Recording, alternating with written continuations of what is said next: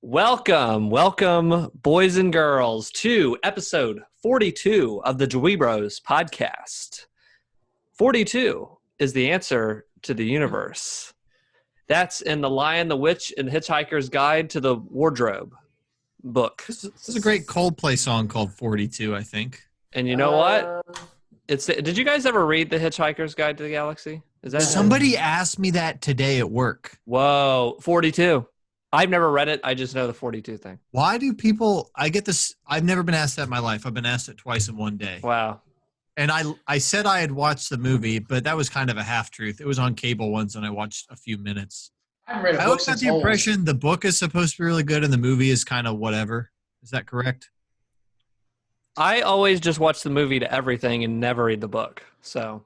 That's not the greatest depths I've heard, but I'm guilty of it too. But then again, I don't watch a lot of movies either. I did that with Lord of the Rings. No complaints. It's a great movie. Great set of movies. I've yet to see Lord of the Rings. It depends. It depends if it's something like. How have you still not seen Lord of the Rings? That's the ultimate bro movie. Well, we should watch it. That movie then. is about 9 bros who hike across the kingdom. I get it. It just has not. And here's the correct way to watch them: watch Hobbit 3 and work backwards, and then walk it backwards. No. I thought you were watching theatrical release. Watch the Lord of the Rings Christmas special. I think you can just do and the then extended. Hobbit 3. You watch Hobbit 3 times, Hobbit 2 twice. Jacob, would you be down to do a watch party? Me and you watch Lord of the Rings. Isn't it like 3 hours long? It is so long, yeah. It's The theatrical cuts, I want to say, are like 230, 240, which is an Avengers movie nowadays. And then the third one is like 3 hours theatrical. But this is back in like 2005. Bro, they look amazing. Okay, movies.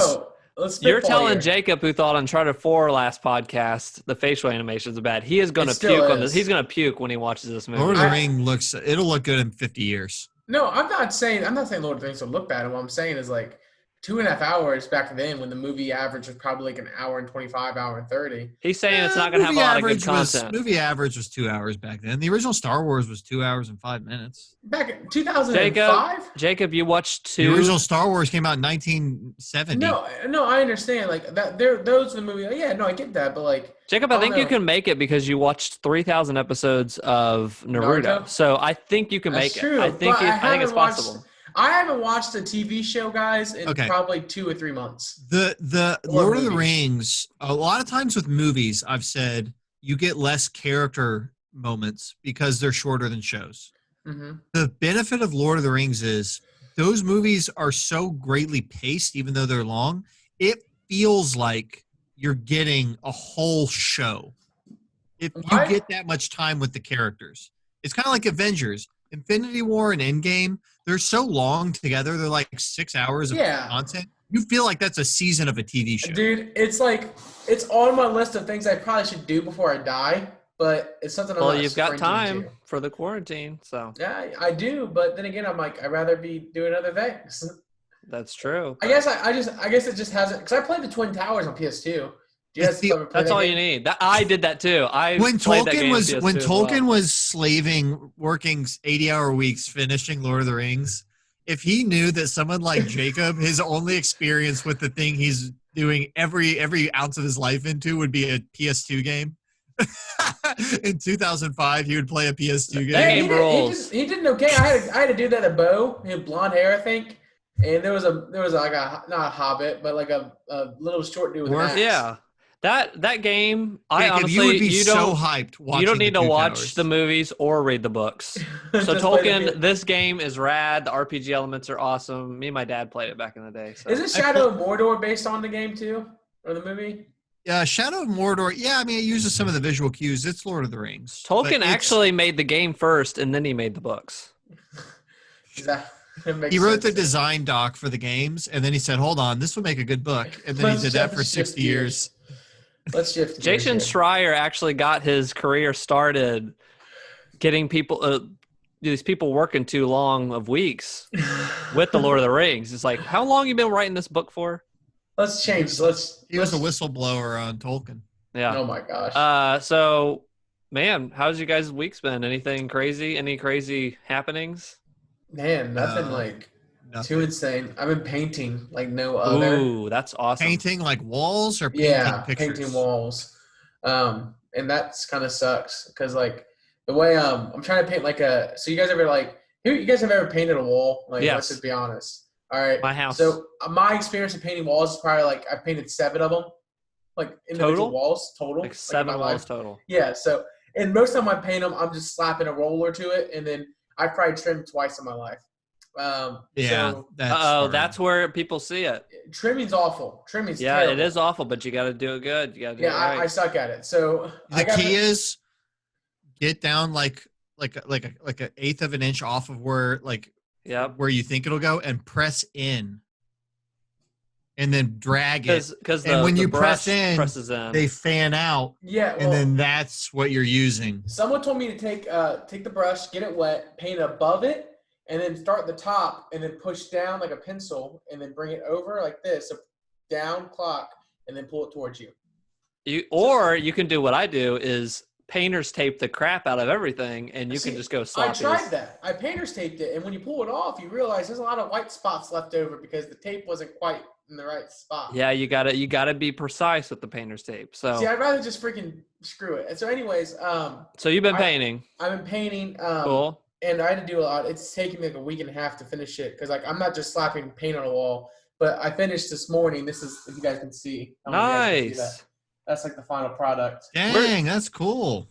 Nice. So, I'm really pumped. I faded the gray into a yellow into a blue and used the yellow as it was really cool. I was really pumped. So for someone that's only painted 7 walls in his life, you took on quite the project there. So. Well, I had some help. What if he showed us a picture like the Mona Lisa? Like, hey, Jacob, you should go turn that in. Like, you should go do something with that. No, so that's pretty much been it. Nothing too crazy for me. I bought a Roomba. Anybody here? Man, I've been wanting a Roomba. Anybody here? Travis, you on a Roomba? Is it the robot that sweeps for you? Yes. Let me tell you right now. Amazing. Greatest thing I've ever bought. Like, I don't know why I didn't buy one sooner. Biggest issue I had. My dog already ate the remote, and it's practically worthless now. Oh, my gosh. It's over. So that was quick. Yes. I had it, of course, for 3 days. My dog found the remote, chewed it up. I looked online, looked for like an hour trying to find a replacement remote. Couldn't find one. She probably looked at that thing and said, that is sucking up all the crumbs off the carpet. I'm going to kill this. This thing is going to get killed. I was very, very mad. Speaking of pup, we have a new member of the DweeBros. Why don't you bring her on camera? Yeah, bring her on camera. You want me to? Yeah, go get her. Let's introduce the new member. Okay, here. I'll be right back. Green. He is a fantastic director, and that's from one of his movies. Look at that puppers. tiny puppy. About Phil. Oh, don't follow the pup. How's the pup doing? Was that she asleep? dog looks like it could fly out of your hand at any second. I'm waiting. It's like a toy. It's almost like a toy at this point. He's like grabbing an action figure. That is the smallest dog. How do I do this with one hand? People on the podcast version are missing out right now. This is such a tiny dog. Okay. All right. Sorry about that. Jeez, about killed me and the pup before you even got to see her. This is Lulu. Hi, Lulu. That is the cutest little tiny puppy I've ever seen. To show you how tiny this dog is, here is my iPhone. Oh my gosh. Like, there's my iPhone. She's so small. For scale, yeah. Man. This is Lulu. She is 7 weeks old. Aw. And we partially named her after Lulu from Final Fantasy X. So. See, that's we awesome. or you? Do what? We or you? Your wife? I said partially. I said partially. Yeah, she knew. This is what you have to look forward to. Is Lulu a character in Final Fantasy X? Yeah. All right. Is that how big? Oh, I don't know if she's going to get that big. Oh, but she has been crawling on my shoulders just like dog, so. The worst part is they fart, and she just did. Jeez. You're stuck now. Say hi. Yeah, we're now parents, so. Travis, where's your adopted pet? Hang on a second. I can get him. Hi, girl. Can you say hi? Hold on. Lulu. Look at Lulu, so cute. Little baby Lulu. Dad, Aww. Here's my dog. Wow. Oh my gosh. Oh, wow. Oh man. Oh. She's got 3 legs. I kind of feel bad, man. I'm not gonna lie. I grabbed that picture faster than I looked at it. Yeah, I think you did. Let me get that thing off the screen. Oh my lord. Oh jeez. Okay. Well, I say we shift the conversation to paint. Oh, Final Fantasy. Final effing fantasy. Well, I have to take this dog back because she doesn't have the patience of Coco. Okay. Maybe Coco doesn't have much patience. Okay. I'm ready to talk Final Fantasy. So when you boys get your chocobos and get out of here. Bye. Coco, get your chocobo butt off me. That dog jumps up on top of you every episode. Hey, all right, come on. Come on, let's go. Yeah, the scenarios in which we have to carry out our dogs, Zach, are completely different. Hold on, wait. There's one more dog. Oh, ugh. Nope, Coco, it's not your time. Final Fantasy. Yeah, I've heard of it. I like it. That's it? And next conversation. No, I've been playing it still. I am currently on hard mode. I've been streaming it still, the hard mode, and it's hard, but it's fun. This past stream, you got to see probably the most mad I've got on stream. Of all the Hangouts of the years, I got extremely irritated. Really? Specifically, was it? There was a chapter that our good buddy always joins in the chat, these streams, AOI, said, hey, are you going to be streaming Chapter 9? Are you going to be streaming Chapter 9? I was like, yeah, I'll do that. Why? And he's like, just wondering. It has a boss fight that is extremely hard in that, and I died several times. The Hell House? Yes. Yeah. The Hell House is that hell. boss was hard and normal. It was pretty difficult. On hard, it's will make you scream at the top of your lungs. So are you looking up advice on how to stack your materia against it?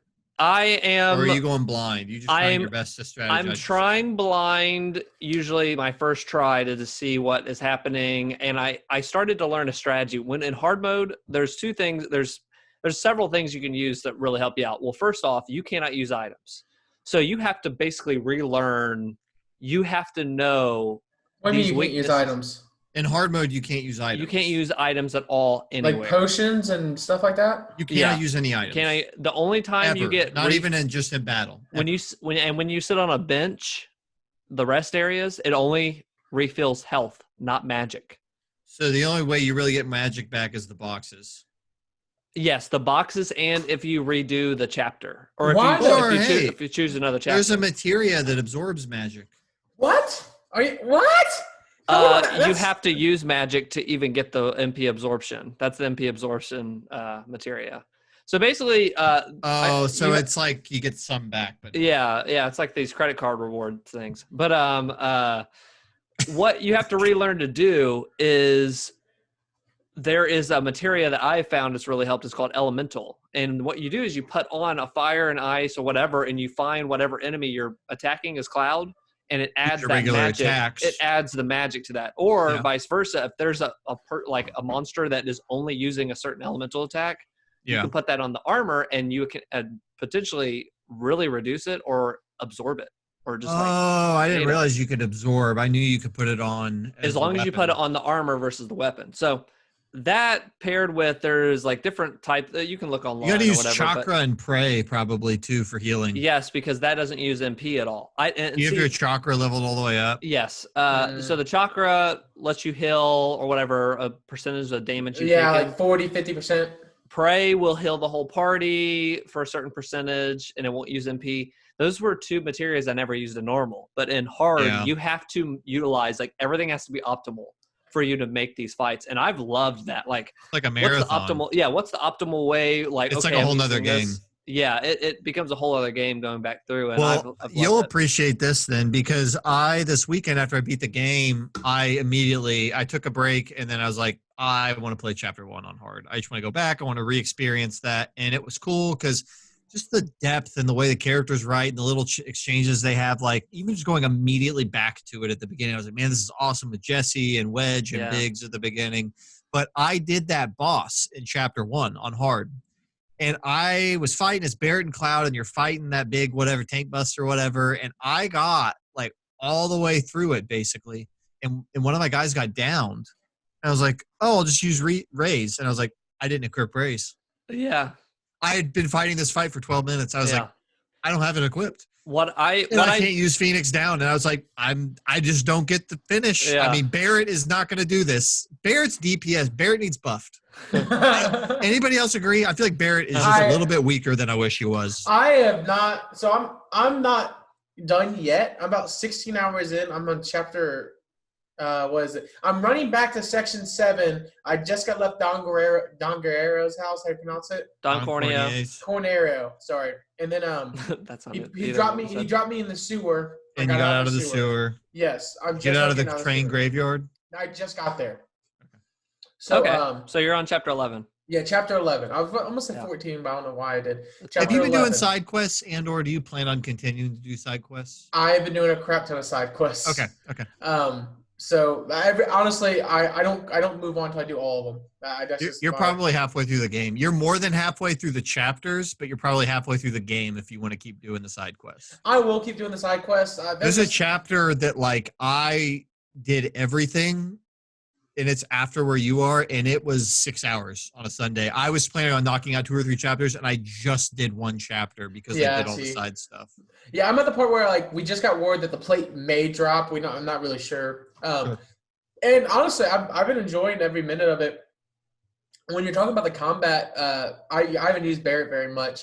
I'm getting to the part where like Aerith is like starting to become like, oh, she's actually kind of effective. And I'm trying to pour more magic on her and stuff like that. Aerith's Arcane Ward, when I really internalized what that did, I was like, okay, she's going to be like laying down the foundation for magic use.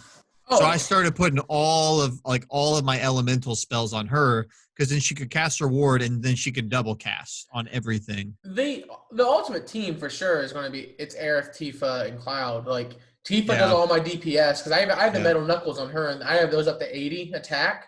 Yeah. And then I have Cloud, who's my most balanced person. Tifa is so much fun to use. Once you figure out how to do the uppercuts and how to do if you guys done where you pressure them or you stagger them and then you use unbridled strength. Yeah. And then you uppercut and like you jack up the stagger to like 200%. Yeah. See, I almost do the part where on the opposite way. I go to air first when I stagger, and then I cast what's it called? It's where if an opponent's staggered, you take MP from them and give it to yourself. Oh, really? That's interesting. What is that called, Zach? Do you know what I'm talking about? Something soul drain or something. Soul drain, something like that. But soul drain, you don't have to do it when they're staggered. You can just do it whenever. I thought they had to be staggered. No, you can just do it whenever. Are you sure? Unless it's a different moon, but soul drain lets you drain just immediately take it from them. I think maybe it might be. I'm pretty sure it said stagger. I could be wrong, but no, I'm having a blast. It's a good game. I really really like it, especially like for the story. I'm really digging the story right now. I'm really digging Cloud. Cloud seems like a confused man, so I'm really liking that. Cloud is a confused man. So, yeah, it's good. It's a good time. I'm hoping to have it done by next podcast. I think that the strength of the story for this game, and I've been like going back and revisiting like the larger story of 7 since I finished, because I've been trying to remember like what happens after when this ends in the original, and where all does it go? And this game, we're gonna do a review, and so we'll dive in. I love the direction of this game, like the way they direct it all. The cutscenes into the action, it's just paced so crisply. Like, I don't know, it's awesome. I love the back and forth with the characters. It's probably my favorite Final Fantasy cast. Yeah, I loved it. So so I should be finishing up hard mode soon. There is the hardest thing in the entire game I have to do, and maybe I'll do that on stream. AOI said it took him 8 hours to figure it out, so that should be fun. It's a whole indie game you could beat. It's towards the end of the game. It's like an extra kind of Coliseum kind of thing that opens up. Okay, yeah. So I won't get into too big of details. That freaking Coliseum thing that you're talking about, it's not the Chapter 9 one. It's the later one. Yeah, there's a later kind of thing that opens up. You can come. That thing is hard. It was hard in normal, the one-on-one ones or the one-person ones. So yeah, I can't even imagine in hard. Yeah, there's something that opens up only on hard on that mode. So yeah, some additional ones should be fun. But after that, I'm looking forward to unless there's anything else about Final Fantasy, I was going to move on. But I was just going to say, I think it's really cool that the combat system. Like you can play the whole game on normal and it's so much fun. And then they introduce new parameters and then it's a whole nother level. Like it's a great combat system. Yeah. Like I think it's better than God of War, better than Spider-Man, better. I think it's up there with like Dark Souls in terms of some of my favorite combat systems. I think it's a great combat system. So. It also in some ways I think it took all of the past Final Fantasies in some ways and really refined it because Final Fantasy 15, fun battle system, and it's very similar to this, but they refined it to where it's even better. And then Final Fantasy 13, I loved it because you had to go, okay, I'm attacking. Okay, it's changing phase. I need to change in Final Fantasy 13 to let you just basically hit a button and change everybody's attack pattern. Person A attacks, person 2 is going to go into healing, and then you hit a button, everybody go into attack mode. And then you just got a rhythm. And if you were good at the rhythm, it was like a rhythm game almost in some ways of that. Final Fantasy 7 is that as well because you're offensive. Okay, it's about to do this attack. Everybody defends or hide behind this or everybody cast warding. Yeah. Everybody get their shield up. There are moments in this that remind me of a raid boss in Destiny where not with plates, but you're building up to a damage phase when it's staggered. And when it's time for the damage phase, you're drop your limit breaks. Yeah. You do this, you do that. You're pausing. You're doing all the characters. I queued up. There was a boss towards the end of the game and it took me forever to stagger them. But once I got them staggered, I queued up Barrett's limit break. I queued up Cloud's limit break. I did the upper unbridled strength with Tifa and then did her limit break. And I just watched that bar just drain. And it was so satisfying. I was man, that feels good to do it that strategically. So no, and I love the strategy part of it. And again, I like the real-time strategy. I think that's the part that attracts me the most because when I played 10, because again, my only reference is I played 10, and 10 was turn-based, and I had it sped up 8 times because I'm not that patient, and it still took me 40 hours to beat 10. But playing this, I really like the combat system. When you said it's better than Spider-Man, I kind of smirked a little because I was like, I love Spider-Man's combat. I adore that. I didn't have to engage with all the tools with Spider-Man the way I do this. But there's so many. I couldn't even tell you hardly any of the abilities. I just use the same. A game where I can just use the same 1 or 2 things over and over again.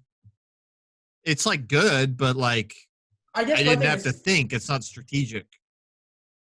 I don't know. I guess maybe the way I looked at every scenario, okay, what could I use? Because it got difficult for me as you got later in the game. You almost had to use those different things. So I would send out drones at first, and then I'd send out my spider shooters, and I'd set web traps. And then I would go into that differently. But I don't know. I think these 2 games are in 2 different genres where you kind of couldn't.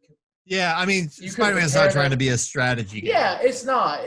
But in regards to this, I want to finish it. It's inspired me to go back and play 15, especially now that it's out on PC. I want to play 15, even though the story's 75% of the way through. Oh well, it is what it is. But yeah, it's a good game. I'm really enjoying it. Can't wait to get through it. The only question I have left is how long I have to wait for the freaking second part. One of us here will have a kid. Really? They said so. It'll be faster. But I did finally unmute. I had all these words muted on Twitter, so I didn't know anything about what was going to happen. But I saw that the director, they did a 3-person interview with the director, the producer, and the battle director. I don't know, whatever. They have weird positions. And basically they laughed and they said one guy said that he worked on the original one, and he said that his job on the original one was the Midgar part of the game. So he laughed. He's like, it's funny you ask. I actually don't even remember like where they're supposed to go next. Which told me they haven't thought a whole hell of a lot about it because he's going to be directing the next one and he doesn't even remember. He's like, I know they go here, but he laughed. He's like, you might think that's crazy, but I actually don't know. Now, that doesn't mean nobody at the company knows. I honestly think I bet it'll be 2 years. 2 years. Here's the other thing, and I didn't know this, Zach. There was another company called Codemasters. When they announced this game in 2015, that other company, it was not a Square. Square was producing it. Another developer was making this game, and they worked on it from 2015 to 2017. And in 2017, they showed it to Square, and Square was very not happy and took it away from them and started production over from zero. So this game didn't take 5 years to make. I mean, technically it did, but like they have the gameplay based down. I'm sure they'll do innovations. They've got the engine down. This was made in Unreal, so now that they've learned it, like that's a good tool to use. It's not like they're working on Bungie's. That's why I'm thinking 2 years. I think 2 years you'll see something. I just hope that they have everything nailed down now. But here's where I'm at. I know we need to move off this game, but I think that this game, it was like Star Wars: A New Hope. Like the pacing and all the way through, this felt like the first act. I know they're saying it might be a series, it might be 4, it might be 5. This feels like the perfect introductory act. I want just 2 more. Like, I don't care if you have to like cut things down. I want it to be a trilogy. Like, that's kind of how I feel right now, because I feel like you could do such a compelling movement if you just limited yourself to 3 games. But I know they were saying something like they think it'll be smaller pieces, but they were saying that about this one, and we were thinking this game was going to be like 10 hours at one point. And this is not a small game. That's a big game. I feel like they say that, and if then you play just the main story, it might only be 15 to 10 hours. This is 20 hours minimum. Really? You really think that? Yeah, I am skipping. I'm playing hard mode, and I am blowing through it on hard mode, and it's still adding like 15, 20 hours, and I know where everything is at. So this game is 20 hours minimum. Yeah, it takes time. So, so all that being said, we'll get into deeper thoughts on the review that we do, which will be soon probably. But they keep saying that they're going to do the next one. It'll be a short piece. Once they start making that open world and they start putting the scenario together, there's no way it'll be. I would be disappointed if from here they just did episodes to end it. I don't think there's any way. Well, I think my only last piece, I know we want moving on, but I don't want the other 2 games to cost $60 a piece. That'd be really crap. Because I don't want to spend $180 on a game that should only cost $60. But do you think it's not a game? This is a game. This is a $60 game. This is where we get our contingency. I don't find the value in that. I just don't. I'm what are you talking about? I'm enjoying the game. It's $40 to me. There's nothing. There's nothing past one playthrough. I'm gonna play it. I'm gonna put it on my shelf after this. Like, there's no replay value to me. So yeah, that's fine. But this is a $60 This is a self-contained story. That's why I said it's like a complete first act. This is not like part of a story. This is, if you went to the movies and this was the first movie in a series, this is a complete movie. This is a great movie. Sure. I even say if they never did another one, you could end it on this one the way it ends. That's fine. We'll get into this. This game is probably going to, if you keep up the side quest, going to take you average 40 hours. And it's still not a full game, you think? I don't think it's going to take me 40 hours. I think I'll be done by 25, 30. Stay tuned. Stay tuned.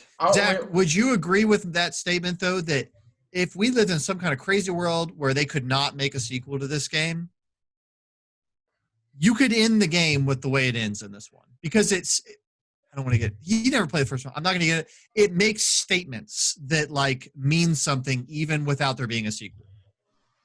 Yeah. I feel like it without spoiling anything, and of course, because there's more to the story in these original games, I want the sequel that's perfectly set up. It sets up like, we're doing other stuff. But if this was really it's like I really actually had a really fun time on Midgar, in the Midgar section. So like this could just be a complete game in and of itself.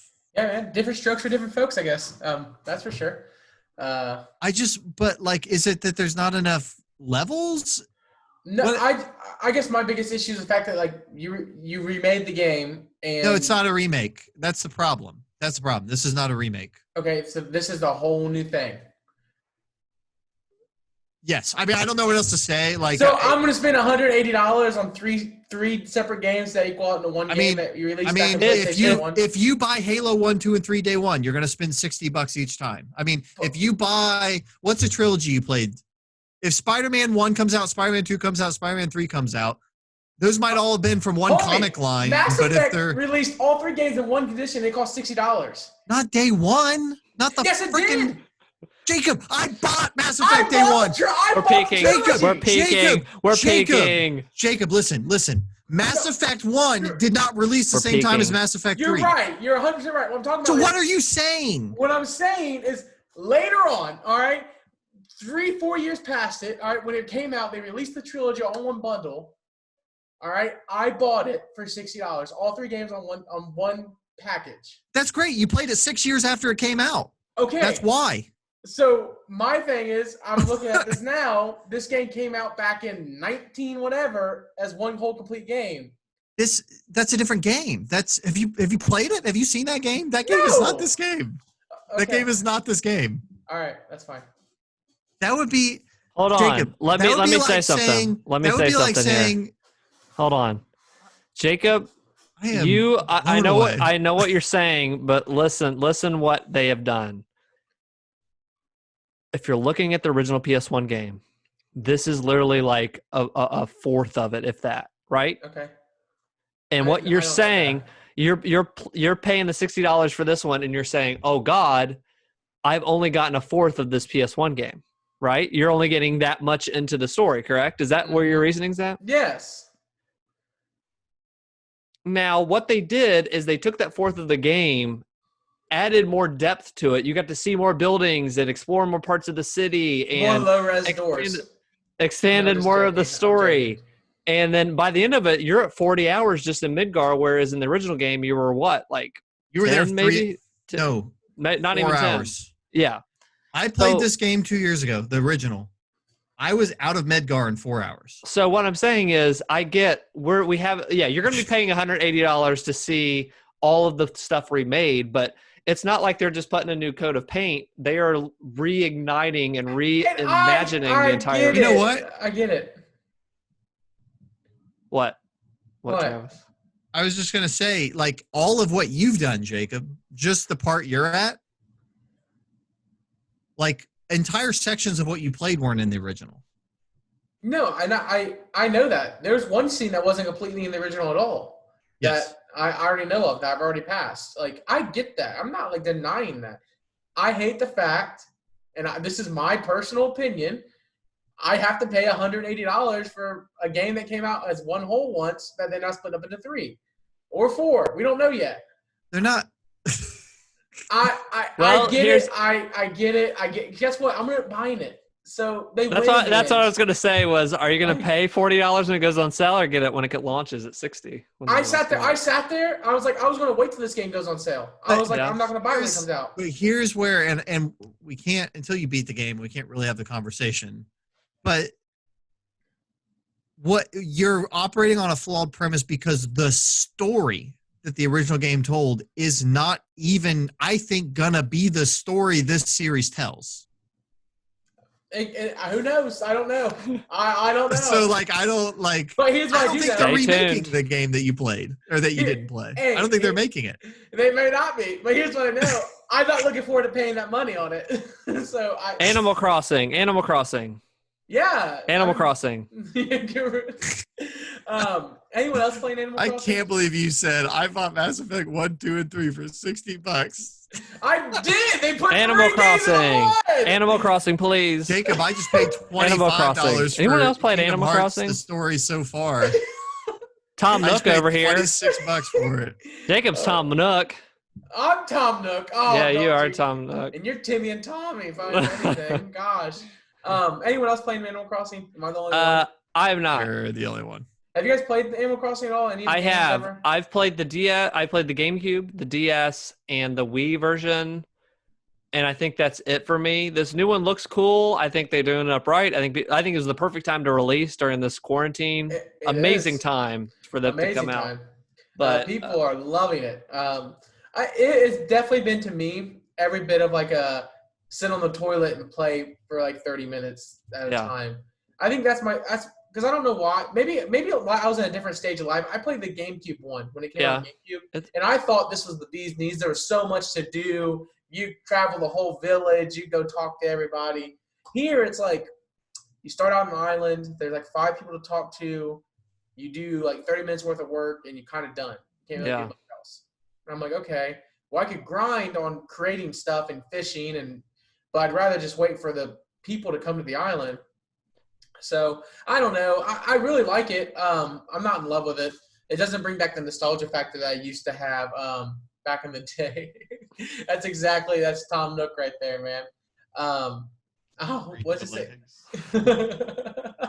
I don't know.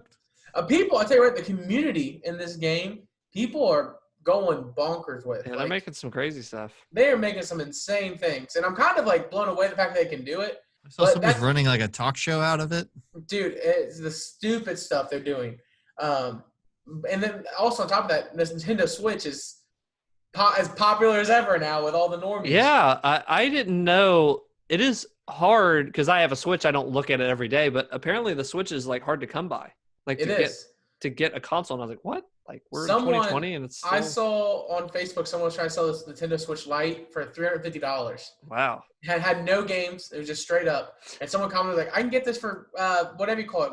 It was at $199 or something like that. They commented on saying, and they're like, I'd trade my Xbox One for a fresh pair of shoelaces.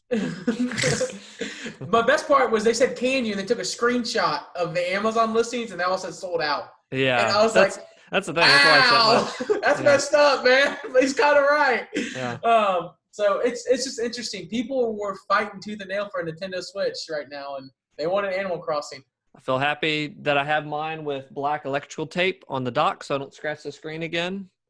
That's a feature, man. That's not a defect. But what else you been playing? So Super Mario World, I'm still streaming that on Casual Corner.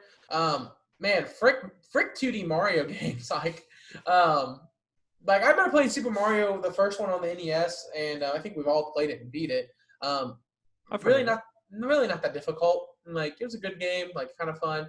And then 2 is kind of stupid. I didn't like 2. Even though like I get why they did it, I do not like 2. Some people love 2. Some people say 2 is the greatest thing that ever happened on 2D Mario. They're wrong. Like they're wrong. I like all of them, but 2 is the black sheep. Yeah, it is the family. But sheep. Super Mario World is awesome. I played it more recently. I'd never played it as a kid. Me either. I never got a hold of that one, but it is really fun and really hard. It's very hard at some. It's very stupid hard, man. I spent in Donut Plains. I spent at least 45 minutes on a level, dude, and I wanted to blow my brains out. Like I was so angry. Hard. It was awful. Moved on. I'm now I'm in the I'm not Imagination Land. What's it called? Dang it! It's like the Bowser's Castle. No, they're all Bowser's. I just beat Lemmy. I know that. I just beat Lemmy. I just did it today. I'm terrible when it comes to names, so whatever. The only thing I can say right there is the soundtrack on this game. Yeah. It's so awesome, but what's cool is they reuse the same song in different styles for each level. Yeah. And it's still amazing. It's still every Speaking of all this Mario stuff, did you guys see, and I don't know if Super Mario World I think it was included, that they are re-releasing all this stuff like for the Switch and stuff, and then they might remake Super Mario 64 and stuff like that. I don't know if you saw that rumor. Remake? Yes. Because this year is the 30th anniversary of... Is it 30th or 35th? It's 35. I think it's 35th, I think. Yeah. But they're saying they're going to go bonkers and re-release all the Mario games on a special edition. Yeah. And then remake 64. Yeah, we'll see.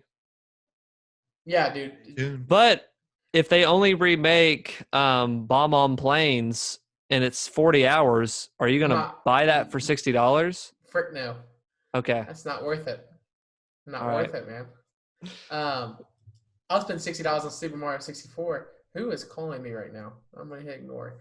The only other game I've been playing, so I had to get some new controllers for my VR because my VR crapped out for a second. I broke one of my controllers playing Beat Saber. I smacked my table and broke it. Was that live? Were you live? I was live, but it kept playing, and then I took my headset off, and I noticed it was split. It was split, like it was cracked. Oh my gosh! So I took electrical tape and taped it, thinking I was okay. Obviously, the Oculus, I thought it like busted into a million pieces online. No, obviously. So when I streamed Half-Life Live last Wednesday, I went to go grab an ammo clip on my back, and I was like, "Why is my controller not working?" The motion sensor just died. Well, give it to Travis; he'll fix it. Oh yeah, I fix it. Yeah, probably could fix it, couldn't you? I got a new game. So you guys remember I talked about how Yu-Gi-Oh had a Duelist Kingdom type of version. So someone went out and said, "You know what? Why don't we have this for Pokemon?" And remade Pokemon Red and Blue in VR. Dude. The complete game. Awesome.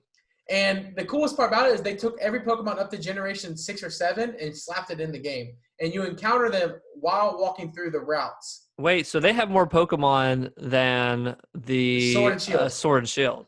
Yes. So, and what's cool is I can try my Pokeballs. I grab a Pokemon, I can throw my Charmander. He follows me around. Someone had a Palkia following him around. It's online. You get to see everyone. So, you're walking around with people, in the road. You can challenge them. The battles, there's gyms, everything. The whole 9 yards. Pokemon League. Jeez, that's fun. Yeah, it was a ton of fun. The best You're always playing the funnest stuff. Dude, I love VR. Can you stream that? I thought about streaming that. I want to see that. But the problem is, it's an alpha and it's extremely buggy. When I say extremely, it don't matter. Stream it anyways. Yeah. You should just make your show a VR show all the time. VR. Dude, because you have so much fun VR stuff. Every time I do VR, I end up hitting my dog. I feel bad. She jumps her out. Well, or put boxing gloves on the end of it. I don't know. I feel terrible. I was playing Beat Saber one day, and I just go pop, and I'm like, oh, I just smacked the crap out of her.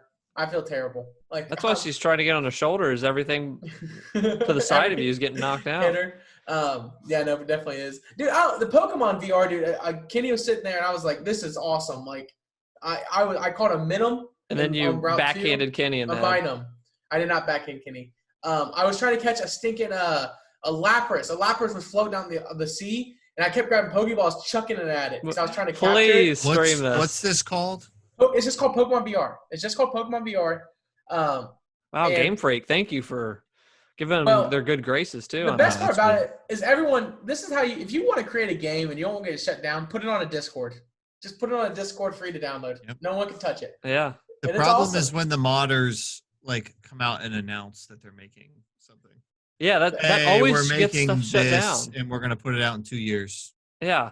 The saddest thing was they were doing a Chrono Trigger remake, and the guy came out and said, we're making this, and sure enough, Square Enix shut it down. It's like, you should have just had it done and let it go. Like the Metroid people, the Metroid 2 remake. Once it's out there, you can't get rid of it. They just said, here it is, here's the download link, and it was done, and then they shut them down after that. It's like, sorry, because I got a copy of that Metroid 2 thing. So that's the thing. And that's why I love the Duelist Kingdom VR thing, the Pokemon VR stuff. I know it'll get shut down one day. We all know it will. But I'll play. Are there rumors of when the VR Yu-Gi-Oh could get shut down? No, they're not even talking about that right now. The dude went out. So that game's actually gotten full-fledged where they created multiple stadiums, so you can do Yu-Gi-Oh 5D. So you can ride the motorcycles while dueling. Man, I gotta play this game in the circle. You can play in the Duelist Kingdom arena, so you can stand on the 2 arenas with the battlefield and duel on the platform. And you can create your own decks now. And they have all the models for the cards for just about almost all the cards. Some of them might be T-poses, but they're working on the animations. They are blowing through this game. Blowing through it. And it's all created through VR chat and Unity. Wow. That's what's so awesome about this VR stuff, dude. Yeah, that's cool. That's Magic the Gathering VR. Don't know how that would work. Don't know how that would work. I mean, football, NFL 2K5 VR. I do have football VR. Nice. I streamed it for a minute. I'd like to see someone mod 2K5 because it has a first-person football mode. Mod it and put VR in there. I'm actually wouldn't be surprised if someone did that already. I bet someone has. All right. Can I get in the middle of all this with a secret game? Yeah. Yeah, I'm done. So, my secret game. I started playing it last night. And Leftovers I played it for 4 hours. Leftovers. Call of Duty Modern Warfare. I've been playing that too. Warzone. Nice. You play Warzone, Jacob? Yeah, I have a couple friends want to play it after podcast. On PC? Yeah. Well, PS4, but we can cross-play, so. You can crossplay? Yeah, you can crossplay. If there's crossplay, I want to play this soon with you guys. It's completely free and you can crossplay. Okay, so I have dabbled with battle royales. Like I played PUBG probably the most, and then I kind of bounced off of it and played some Apex, a little bit of Fortnite, but I've never stuck with one. Like they just always have something nagging that I don't like. This game has it all. Like this is the best battle royale played, bar none, bar none. It's like a tactical military shooter, which I liked from PUBG. But it's Call of Duty like controls and feel, which is so much better than PUBG. PUBG feels like dirt. It controls like poopy. It's a rough game. It's like Dead by Daylight before the patches, right? And then Apex, it's cool because it's first person and you can resurrect your friends when they die. But it's like kind of cartoony, and it's for me. I have a hard time like. The time to kill is so long. You feel like you're shooting their armor down forever. It's too like obtuse, I feel like. And then Fortnite, I don't know. You needed some blood on the ground. I don't like crafting. This game is awesome. This game feels great. It's the best feeling Call of Duty they've ever made. Their new engine is fantastic.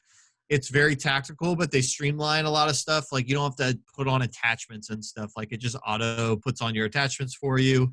It's really obvious what guns are better than other guns.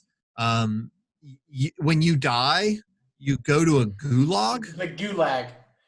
You go to a gulag. You and your friends meet me in the gulag. And then in the gulag, it's like a pit, and you're down in this pit with like a couple things of cover. And it's two prisoners. It's you and another prisoner. And there's guys like up in like the railings, like in a prison, like looking down on you. Throwing rocks at you. And it's a fight to the death with a pistol or whatever. And if you kill them, you come back into the game. You parachute back into the field. Oh, wow. So if you die, you get to go to a one-on-one in the gulags. And if you win your one-on-one, you come back. If you don't win, your teammate can get $4,500 and go to a box and buy you your freedom back.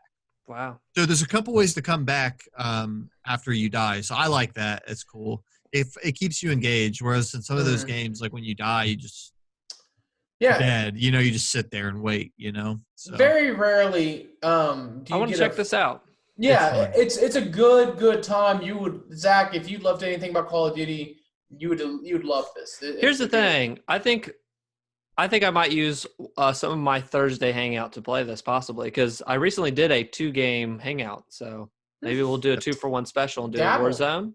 I'll be down to play. Last of Us. So I've been playing Warzone. I've played it quite a bit, and it's completely crossplay. So like all you need is an Activision account, and I can play with anyone, PS4, Xbox, anything. So I've been playing on my PC, playing with my PS4 friends, because I'd rather use my mouse and keyboard with when I'm shooting. So you use mouse and keyboard on that game? Oh yeah, dude. I popped off, dude. The other day, I thought you used controller all the time. No, I'm not right here. It's so much better with mouse and keyboard, dude. It's so in this game or just in general. Yes. Well, and honestly, probably in general, I've gotten more used to mouse and keyboard gaming. I was gonna say that's a big step for you. The only one I do not like it yet with is Destiny. Yeah. It doesn't flow well for me with Destiny. I don't know why. Maybe it's just because it's so much faster pace. I understand. But I will Counter-Strike. I played Counter-Strike the other day, mouse and keyboard, the whole 9 yards. All right, nice. I'll see you in the gulag, guys. Nice. Yeah, I'm down. I do have one critique of this, just one. And the only critique I have is this is a free game, and you are benefited if you own the original game. Really? Slightly. What's the original game? Modern Warfare. Modern Warfare. Warzone is a free mode you can play, but it's in the engine and the game of Modern Warfare. Oh, I didn't know. And the only reason you're benefited is because in the game there's things called player loadout drops. Yeah. That are easily accessible if you get $5,000 or if you catch one in the middle of the field, which you can get one in the middle of the field easily. If you do that, you can get one of your loadouts from the Modern Warfare game.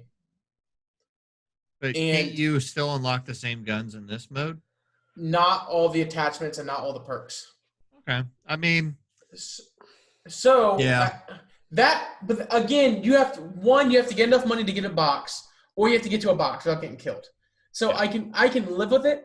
Plus, there's plenty of guns that have thermals and suppressions and stuff like that. I was getting awesome guns. I was getting perks like Ghosts. Like I unlocked a perk called Ghosts where I don't show up on anybody's UAV. You need Ghosts. I had good perks, and I had really good guns with night vision attachments and stuff. So, is there any quick time events? No. You press F, this game is going to be awesome. You press C to give up if you're about to die. Okay, I can do that. Cool. Why would you do that though? If you just want to get back to the gulag, or if your people are too far away and you not take a D then, a death. Is this game on the Xbox new Series X Xbox? I'm sure it will be. I'm not sure why anybody would be playing on it, but yeah. And speaking of Series X, they have entered into marketing mode for the new Series X. I guess they're going to push it out this year. So they had a stream going, and I explained this on the Hangout because I think AOI asked if I had watched this. And I did sit down. Travis, I think you watched a little bit of it at least too. We were talking about in the group chat. Most of it. I turned it on. It already was starting like Xbox's like Xbox just does not know how to grab me at all, really. So it was already starting that way. And I had this sitting by my desk. And it was open, and I spilled this on my keyboard, all over my phone, all over one of my mouses, all over my second mouse, all over my iPad. Everything got drenched. So the stream is playing. I was already like not into it. 15 minutes later, I was like, I don't have it in me. I'll go on Twitter and see what's going on with this Xbox. I could not sit through. We've got It wasn't a new even long. Forza. It was like we've got 20 minutes. We've got a new Forza, and I was like, I think it was 23 minutes long. I didn't make it all the way through. Yeah, it lost my attention. And I watched the highlights, and I was like, I'm glad I again just skipped some like a stupid thing that they're doing. Like, I don't know, just not. It's not for me. They showed a couple things. They showed that game Scorn, which just looks like a miserable time. But it looks really cool. It's like Alien kind of inspired. I did like, see ship. that Infinite or something Infinite or whatever. It was made by one guy. He did everything in it. I thought that was impressive. I always get wary about that stuff. Like, it looks cool, but if it's made by one guy, it's not going to be very full length. Yeah, but it was impressive, I guess, that he had done that. But it had some cool. I will say I could tell some. He of put it out was running something more engine. endearing than anything Microsoft first party studios has done for all the Xbox One. So yeah, we'll see. And then they showed Yakuza Like a Dragon, which was original. Am I crazy? When they first announced Yakuza Like a Dragon, yeah, they were saying that was Yakuza 8 and that it was going to be turn-based. Yes. And everybody was like, no. And then they stopped calling it Yakuza 8. They're just calling it Yakuza Like a Dragon. Am I right? Yes. So it's not Yakuza 8 now. I guess not. When I saw that, I was like, isn't this like Yakuza 8 that we just saw? But now they're saying it's like or not a Yakuza Dragon. 8, it'd be Yakuza 7. It was Yakuza 7. Or Yakuza 7. Yeah. I thought Yakuza 7 was already out. No, 6 was. 6 was the last one they had done. But so I don't know. But I saw the Patrick highlights. Mahomes talked about Madden. So one thing that immediately came out of this was people were starting to see a big thing that they were talking about in this keynote or this video was the smart delivery thing. Uh-huh. And what that is if you buy the game on Xbox, like if you have an Xbox One or if you're going to be getting an Xbox Series X, if you buy the game, it works on both systems. You'll be able to pop it in Xbox One or pop it in your Series X. And the Series X, of course, will look better. But you can also play in your Xbox One. Cool. I think Xbox, their strength is like the Game Pass. Dude, you get 1 billion games. It's great for kids. It's just like $10 a month. You get unlimited games. Oh, awesome. The smart delivery stuff is cool. Like I don't have to worry about like buying this on my PS4 and it comes out to PS5 and like I just want to buy it once. Well, you probably will have to worry about that. But Xbox, awesome. Like awesome to have all that stuff, like the functionality and stuff. They have thought that stuff through. The upgrading, like they've upgraded all those. Like you can pop in a 360 game and they upgraded the res. Awesome. As far as having games that I want to play, that's where I'm still like not there with Xbox. I haven't seen anything. They're released. Everything's on Halo. Everything's on Halo Infinite. Yeah. And at the end of the day, I just spent $1,200 on a PC. I'm gonna play it on PC. Yeah. So and maybe they're fine with that. I hope that Halo works out and they do something really cool with that. But on top of that, and I'll put it here in the podcast, there was a picture on Twitter I saw after this came out too. So I was like, what did I miss? Somebody posted a picture. One of the famous tweeters, whatever his name is, Wario64, posted it was like a placeholder box art of that game Scarlet Nexus or whatever that they announced during that show. And one of them it just says, because they're doing that smart delivery thing, the box art just says Xbox at the top. You know how like they have like PlayStation 4, PlayStation 3, Xbox 360? It just says Xbox. And then on the box it says, can work on Xbox One or Xbox Series X. Then somebody said, but wait, hold on. Or I guess he updated this week. He's like, there's another one that's the same box art, but it says Xbox One at the top. Or why can't they? Yeah. So I was like, why is this so hard? It's such a cool thing to do. Why can't every time we think that their branding can't get more convoluted and we joke about what they'll do next, they do something even weirder. Yeah. To where like, I don't know if like Microsoft doesn't have a branding, like surely God, they have somebody at Microsoft whose job it is to ensure that they have consistent product branding. Yeah. Surely. Yeah. But they don't. So that's part of it. And then the other piece is, and this is where I get kind of wary, is the benefit of having console generations that they cut off support at a certain point is that developers can sit here and say, we're now operating at this baseline for consoles. Yeah. And Microsoft continues to say and has been saying that anything on Xbox Series X, you can also play on your Xbox One. Yeah. Not just that it's smart delivery, but that anything that you get can still. How is that going to work in 2 years? How is the games that come out? How is The Witcher 4 going to run on an Xbox One?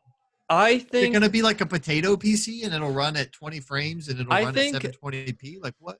I think that they're going to do that for. I don't think they're going to do it for like the Xbox 20 or something. You'll be able to play Xbox One games, but they're going to keep it. I kind of compare it to an Xbox Apple, One iOS stuff. Think of it as on your PC when you can run it at low, medium, and high and ultra. The Xbox Series X is going to be ultra mode, and then Xbox One's going to be run on high, the high output. So when they export the game, it's going to be the high. And your original Xbox One's going to be like low or medium, and they're just going to work with the developer to set that up. I think that's what they're doing, but they can't. I still think it's crazy cool, that they have named this thing Series X. Here's what they need. If that's what they're going to do, then they need to say, from Xbox One forward, this is all going to be one ecosystem. Yeah. They're saying, and they need to come up with a naming convention that makes any level of more sense than what they're doing currently. Yeah. I mean, Series X? Yeah. What do you do after that? Is it going to be Xbox? Well, I cannot believe they did that because I got so confused.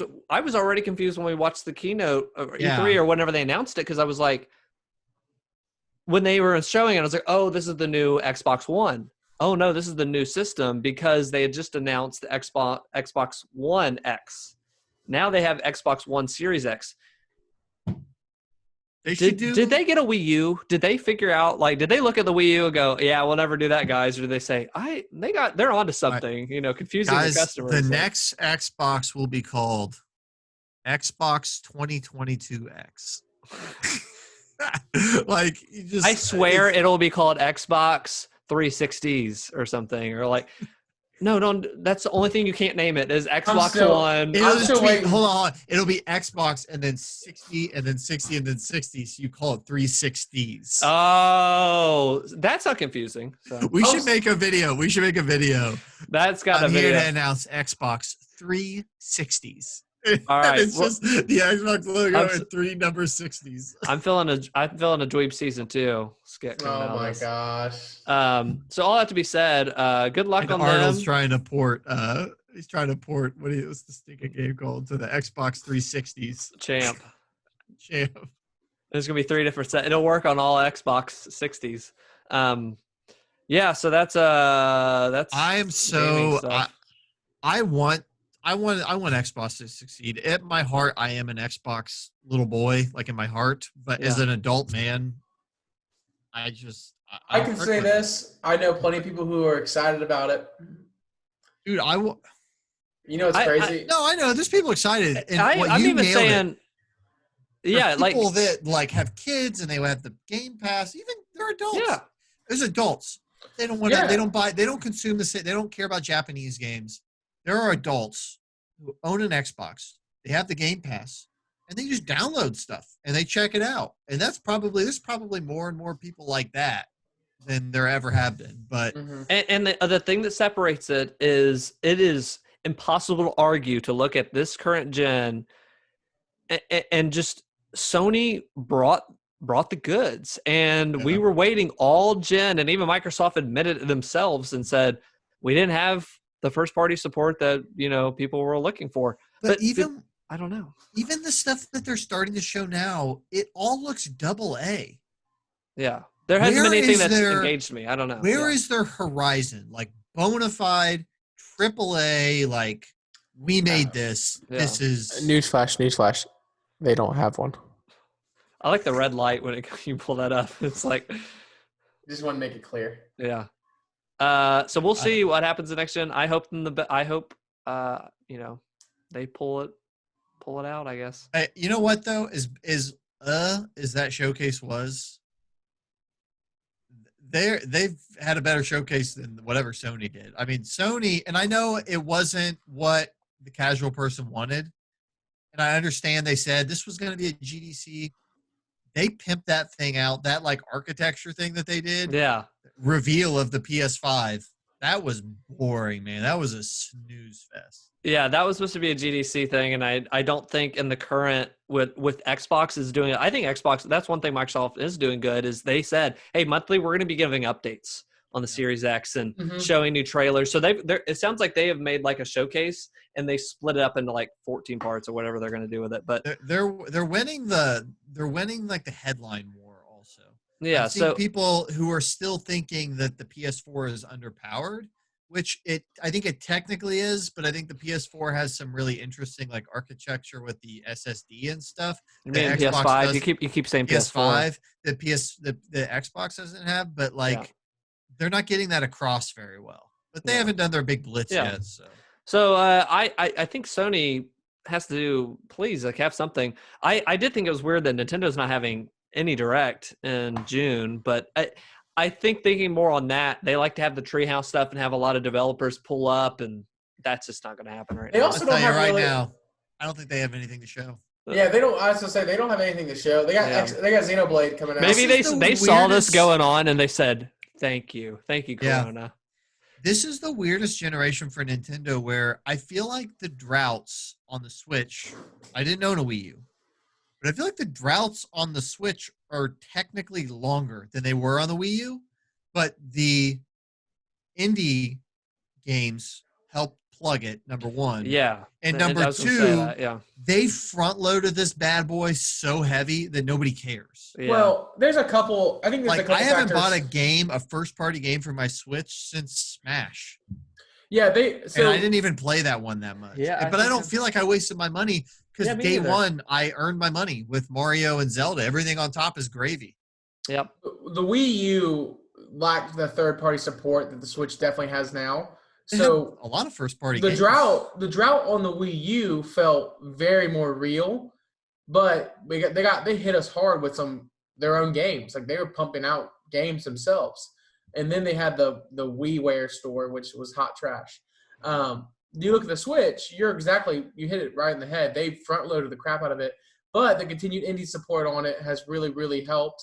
And they have really spaced out their IPs pretty well. With the indie support they've had, the third-party support they've had, and then occasionally dropping an IP every 3 to 5 months, it's like and they get the Xbox exclusives too. Yeah, and not. I think the thing they got Xenoblade. They got Xenoblade right now. That's going to come out next month, which is. I'm going to buy that. I think. I think I am too. Is that recommended? Is that recommended? I was going to play. Listen to this. I was going to play it. I said I was going to play this game. Didn't play on the Wii. I'm gonna play this one on the 3DS because I got it for the 3DS. Didn't play on the 3DS. I'm like, I'm playing this stinking game. Now's the doing time. it now. I'm doing Is it. it Xenoblade or is it Xenoblade Chronicles? It's Xenoblade Chronicles Definitive Edition is the name of it. My friend at my last job texted me because when I played this back in like 2013 for the first time, 2014, I was like, this is one of the best RPGs ever made. Oh my gosh, the setting is crazy. Why didn't this make it on your decade list? There was it honestly came down to there was too many good things, and I really put my top 5. I really put my top 5. This could have been, they're all tied with 5 at this point. But this game was amazing. And I remember telling him that. He's like, I don't want to get on Wii. I don't care about it, blah, blah. It's whatever. So he texted me the other day. He's like, I'm kicking myself. I'm playing it. And I was like, you're a month out from the Switch version. Why didn't you just wait for the Switch version? I was like, they're going to have a version on the Switch too. And he's like, I'm playing the definitive edition. This is the one. Like, I'm kicking myself away from That's like, so close. We've waited so long for a Mass Effect remaster. This is kind of another story.